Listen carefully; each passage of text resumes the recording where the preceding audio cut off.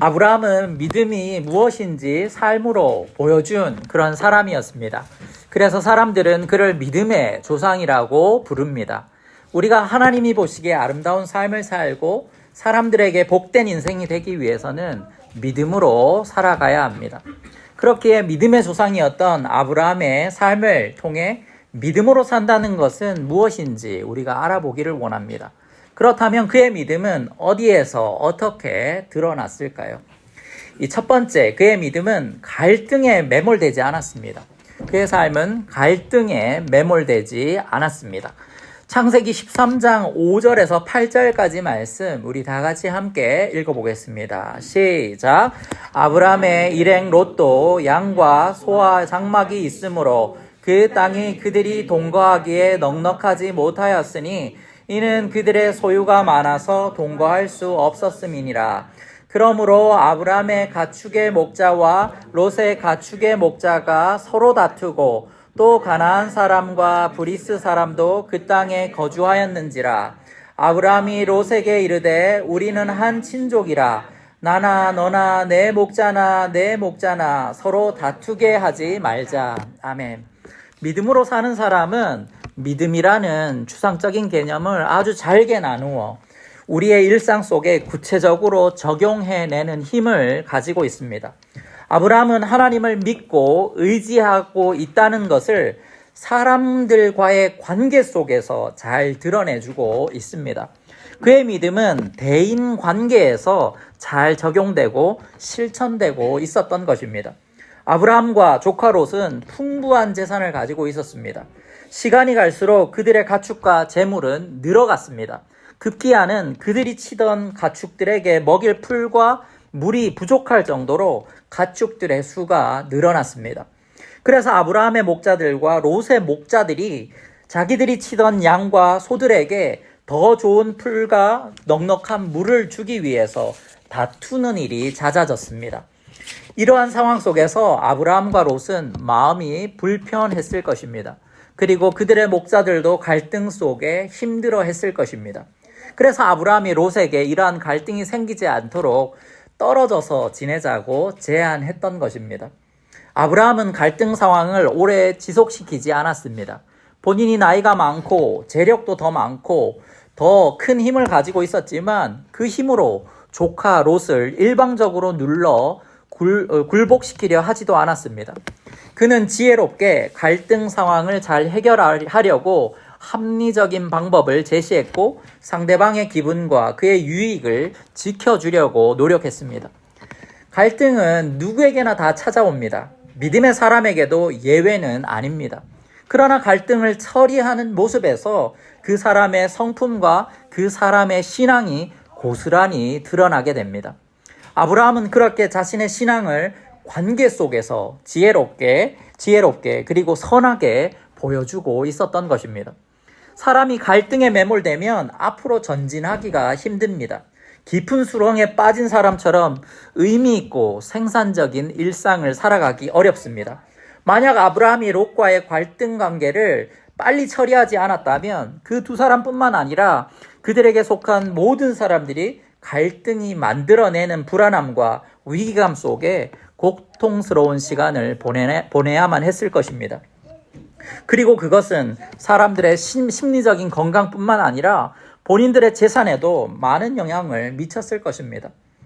그래서 요즘 갈등이 경제에 미치는 영향에 대해 많은 연구가 이루어지고 있습니다. 실제로 갈등 지수가 국가 생산력과 경쟁력에 상당한 영향을 미치는 것으로 보고됩니다. 한국도 OECD 국가 중 갈등 지수가 높은 나라 중에 하나입니다. 대체로 핀란드, 노르웨이, 스웨덴과 같은 갈등 지수가 낮은 나라들이 안정적인 국가 경제를 유지하고 국민들의 행복감도 높습니다. 많은 국가들이 풍부한 자원을 가지고 있고 경제적으로 잠재력을 가지고 있지만 종교적 갈등, 노사 갈등, 종족 간 갈등, 정치적 갈등의 심각한 때문에 국민들은 갈등과 분쟁으로 인한 고통을 호소하고 경제적으로도 어려움을 겪는 경우가 참 많습니다. 경제적으로 풍부함을 누리기 위해서라도 갈등을 해소하는 것이 중요하다는 것이 통계적으로 입증되었습니다. 세상에 국가 간의 대립과 전쟁이 없다면 우리는 얼마나 풍요로운 삶을 살 수 있을지 생각해 보아야만 합니다. 천문학적인 국가 재정을 무기를 사고 병력을 유지하는 데 사용합니다. 각 나라들이 국방 예산을 복지 재정으로 사용한다면 세상에 존재하는 모든 사람들이 아마 배고픔이 없고 행복하게 살 수 있게 될 것입니다. 미움과 증오는 사람들의 몸과 마음과 영혼을 피폐하게 만드는 것입니다. 갈등으로 생기는 수많은 문제들을 해결하는데 엄청난 사회적, 경제적 비용을 지불하고 있습니다. 우리도 서로 사랑하며 지혜롭게 갈등을 해소하며 우리가 가진 힘과 에너지가 어이없게 소모되고 낭비되지 않기를 바랍니다. 그렇게 축적된 에너지가 다른 이들을 살리고 치유하는 데 잘 사용되면 좋겠습니다. 수많은 교회와 가정들이 서로 갈등하며 다투다가 서로에게 상처를 주고 함께하는 교회와 가정을 무너뜨리는 모습을 자주 봅니다. 믿음은 우리의 관계 속에서 치열하게 적용되어야 하고 그 관계 속에서 열매를 맺어야 합니다. 아브라함은 자신이 맺고 있는 관계 속에서 믿음을 꽃피운 사람이었습니다. 두 번째, 아브라함의 믿음의 특징 두 번째는 물질에 매몰되지 않았습니다. 그는 물질에 매몰되지 않았습니다. 창세기 13장 9절에서 11절까지 말씀 우리 다 같이 함께 읽어보겠습니다. 시작. 내 앞에 온 땅이 있지 아니하냐. 나를 떠나가라. 내가 좌하면 나는 우하고 내가 우하면 나는 좌하리라. 이에 롯이 눈을 들어 요단 지역을 바라본즉 소알까지 온 땅에 물이 넉넉하니 여호와께서 소돔과 고모라를 멸하시기 전이었으므로 여호와의 동산 같고 애굽 땅과 같았더라. 그러므로 롯이 요단 온 지역을 택하고 동으로 옮기니 그들이 서로 떠난지라. 아멘. 믿음은 물질을 대하는 태도에서 잘 드러납니다. 아브라함은 조카 롯에게 먼저 좋은 땅과 풍부한 물이 있는 곳을 선택할 수 있는 선택권을 먼저 주었습니다. 다시 말해 아브라함이 경제적 유익을 롯에게 양보했다는 것입니다. 목축업으로 살아가던 사람들에게 넓은 목처지와 풍부한 물은 생명과도 같은 것입니다. 그것은 경제적인 생산성과 직결되는 문제였습니다. 그럼에도 아브라함은 경제적 손해를 감내하면서까지 갈등을 피하려고 했던 것입니다. 물질적인 부분이 갈등의 이유가 되었는데 한쪽에서 물질적 이득을 포기하니까 문제는 해결되었습니다. 이렇게 아브라함이 할 수 있었던 이유는 자신의 소유가 풍부해서 더 이상 물질적인 수입이 필요 없었기 때문이 아닙니다. 부자들이 어느 정도 재산이 있다고 해서 수입원을 기꺼이 포기하던가요? 대기업 회장의 가족들이 회사 지분을 놓고 싸우고 망신인 것을 알지만 더 가지려고 법적 공방을 벌이는 모습을 쉽게 볼 수 있습니다. 이미 자손 몇 대를 써도 다 쓰지 못할 재산이 있음에도 더 가지려고 욕심을 부리는 모습을 보게 됩니다. 부자라고 해서 물질을 쉽게 포기할 수 있는 게 아닙니다. 아브라함이 롯에게 물질적 유익을 기꺼이 양보할 수 있었던 이유는 하나님을 의지했기 때문이며 동시에 하나님의 뜻을 따르기로 선택했기 때문입니다. 우리가 물질에 매몰되지 않으려면 우리의 삶을 공급하시는 하나님을 신뢰해야만 합니다. 바울이 하나님을 신뢰하며 살았기에 그는 궁핍에 처할 줄도 아는 자족하는 삶, 주신 것에 만족하는 삶을 살 수 있었다고 고백했습니다. 하나님을 신뢰하는 자는 물질에 매몰되지 않고 물질로부터 자유를 경험하게 됩니다. 마태복음 6장 24절 말씀 우리 다 같이 함께 읽어보겠습니다. 시작. 한 사람이 두 주인을 섬기지 못할 것이니 혹 이를 미워하고 저를 사랑하거나 혹 이를 중히 여기고 저를 경히 여김이라. 너희가 하나님과 재물을 경함하여 섬기지 못하느니라. 아멘. 이 말씀은 물질도 하나님처럼 섬기는 대상, 예배의 대상인 것을 보여줍니다. 사람들이 물질을 하나님만큼이나 신뢰하는 대상이라는 것을 알게 됩니다. 이스라엘 백성들이 역사 속에서 늘 무너지는 이유 중에 하나가 이방 신들을 섬겼기 때문입니다. 그들이 믿고 예배했던 바알과 아세라와 같은 신들은 풍요의 신이었습니다. 자신들을 더 풍요롭게 해줄 신들을 찾았던 것입니다. 농사에 직접적으로 영향을 미치는 해와 비와 같은 것을 주관하는 신들을 그들은 예배하고 찬양했던 것입니다. 하나님보다 물질을 더 의지하고 더 사랑했기 때문입니다. 아브라함은 물질을 삶의 우선순위에 둔 것이 아니라 하나님과 그의 나라를 우선순위에 두었기 때문에 하나님을 기쁘시게 하는 인생을 살 수 있었던 것입니다. 창세기 13장 14절에서 18절까지 말씀 우리 다 같이 함께 다시 우리 한번 읽어보겠습니다. 시작. 롯이 아브라함을 떠난 후에 여호와께서 아브라함에게 이르시되 너는 눈을 들어 너 있는 곳에서 북쪽과 남쪽 그리고 동쪽과 서쪽을 바라보라. 보이는 땅을 내가 너와 내 자손에게 주리니 영원히 이르리라. 내가 내 자손이 땅의 티끌 같게 하리니 사람이 땅의 티끌을 능히 셀 수 있을진데 내 자손도 세리라. 너는 일어나 그 땅을 종과 행으로 두루 다녀보라. 내가 그것을 내게 주리라. 이에 아브라함이 장막을 옮겨 헤브론에 있는 마므레 상수리 수풀에 이르러 거주하며 거기서 여호와를 위하여 제단을 쌓았더라. 아멘. 물질을 포기했는데 하나님은 거기에 그에게 포기한 것과는 비교할 수 없는 더 큰 축복으로 채워주셨습니다. 갈등을 피하고 하나님의 말씀대로 사랑하기로 작정했을 때, 그렇게 선택했을 때 하나님은 그에게 놀라운 축복을 해주셨습니다. 마태복음 6장 33절 말씀 우리 다 같이 함께 읽어보겠습니다. 시작. 그런즉 너희는 먼저 그의 나라와 그의 의를 구하라. 그리하면 이 모든 것을 너희에게 더하시리라. 아멘. 물질이 아닌 그의 나라와 그의 의를 먼저 추구하는 삶을 살아가기를 우리가 원합니다. 물질이 우리의 삶 가운데 너무나 필요합니다. 그리고 물질은 아주 중요합니다. 그리고 우리의 삶 가운데 없어서는 안 됩니다. 그렇기 때문에 물질이 필요 없다고 얘기한 것이 아니라 먼저 그의 나라와 의를 구하라고 얘기했던 것입니다. 우선순위, 삶의 우선순위를 바르게 정해야 한다는 것입니다. 우리에게 소유로 주신 물질이 드림과 또 우리의 이웃들과 나눔으로 구별되기를 원합니다. 그래서 물질에 늘 얽매이고 그러다가 매몰되어 허우적대는 삶이 아니라 우리의 삶을 지금까지 인도하시고 공급하셨던 그 하나님을 더욱 신뢰함으로 물질로부터 자유를 경험하고 가진 것으로 자족하고 만족할 줄 알아서 하나님이 우리의 삶의 참된 주인이심을 물질을 대하는 모습을 통해 온전히 증명할 수 있는 우리들이 되기를 원합니다. 물질을 대하는 모습에서 아브라함의 믿음은 그대로 드러나게 되었던 것입니다.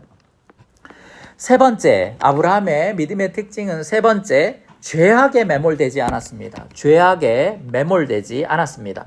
창세기 13장 12절 13절 말씀 우리 다 같이 함께 읽어보겠습니다. 시작. 아브라함은 가나안 땅에 거주하였고 롯은 그 지역의 도시들에 머무르며 그 장막을 옮겨 소돔까지 이르렀더라. 소돔 사람은 여호와 앞에 악하며 큰 죄인이었더라. 아멘. 롯은 풍요로움을 쫓아갔습니다. 그런데 거기에서 멈춘 것이 아니라 향락도 함께 따라갔습니다. 여호와의 동산 같고 이집트 땅 같이 그렇게 풍요로움을 쫓아갔지만 그 안에는 향락과 죄악이 도사리고 있는 그런 도시였습니다. 롯이 머문 곳이 도시였다고 나옵니다. 문명이 발달한 곳이고 동시에 욕망이 분출되는 곳입니다. 그렇기에 유혹의 손길들이 늘 도사리고 있는 곳이기도 합니다. 소돔 사람은 여호와 앞에서 악하며 큰 죄인이었다고 설명해주고 있습니다. 시편 1편 말씀처럼 복 있는 사람은 죄인의 길에 서지 않고 오만한 자들의 자리에 앉지 않는다고 했습니다. 그런데 롯과 그의 공동체는 죄악의 유혹이 늘 손짓하는 죄악된 도시 한복판에 마음이 빼앗겨 거기에 자리를 잡았습니다.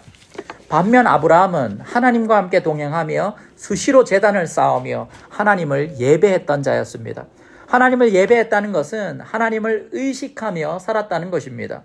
하나님 앞에서 자신의 삶을 성찰하려고 애썼던 것입니다. 자신이 선 곳이 거룩한 곳인지 하나님이 원하시는 곳인지를 늘 되돌아보며 살았다는 것입니다. 그리고 자신이 어디에 있는지 서 있는지를 늘 점검했다는 말이기도 합니다. 그랬기에 아브라함은 자신의 믿음을 아름답게 지킬 수 있었던 것입니다. 롯이 처음부터 하나님을 멀리했던 사람이 아니었습니다. 서서히 자기를 기쁘게 하는 것들을 따라가다가 하나님과 멀어지는지도 몰랐던 것입니다. 자신을 믿음으로 잡아주던 멘토 같던 아브라함이 자기 옆에 없었던 것도 중요한 원인이 될 수 있을 것입니다. 아브라함은 장소를 옮겨 다닐 때마다 제단을 쌓고 예배했다는 말씀이 자주 등장하지만 롯의 모습 속에서는 예배했다는 말을 찾아볼 수가 없습니다. 그럼 도시가 아닌 시골에 살기만 하면 믿음을 자연스럽게 지키고 순수하게 살아갈 수 있을까요? 아닙니다.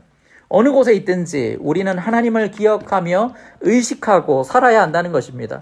내 옆에 하나님을 잘 예배하는 믿음의 사람, 하나님과 동행하는 사람이 있어 계속 영향을 받을 수 있는 것도 중요합니다. 다니엘과 그의 세 친구들이 바벨론의 이교 문화 한복판에 살면서도 여호와 신앙이 희석되지 않았던 이유는 끊임없이 하나님을 찾고 시간을 정해서 기도하고 예배하는 몸부림침이 있었기 때문입니다. 대충 세상과 타협하며 살았던 것이 아니라 거룩하게 살려고 애쓰고 하나님의 뜻을 따라 살려고 목숨을 걸었기 때문입니다. 그랬기에 그들은 척박한 유혹의 환경 속에서도 하나님을 떠나지 않았던 것입니다.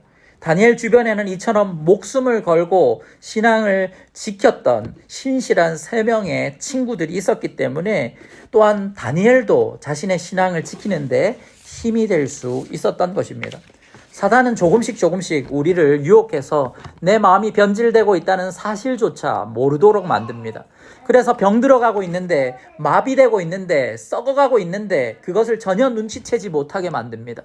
개구리가 자기가 죽는 줄도 모르고 물속에서 삶아지는 것처럼 우리도 서서히 세상의 안락과 죄악에 잠식당하고 매몰되고 있지는 않은지 계속 깨어서 점검해야 하는 것입니다. 그러기 위해서라도 우리는 믿음의 사람들과 함께 기도하며 말씀을 읽고 함께 예배해야 합니다. 내 믿음이 어떤지를 점검하고 비춰주는 믿음의 친구들을 우리 주변에 두어야 합니다. 그래서 영적인 공동체가 중요합니다. 그래서 힘들어도 예배당에 나와서 예배하고 공동체 모임에 나가서 하나님의 말씀을 나누고 자신의 모습을 돌아보아야만 합니다. 힘들어도 교회에 나와 사역하고 봉사하는 것이 그런 의미에서 중요합니다. 힘들어도 그것이 우리를 깨워주고 살려주기 때문입니다.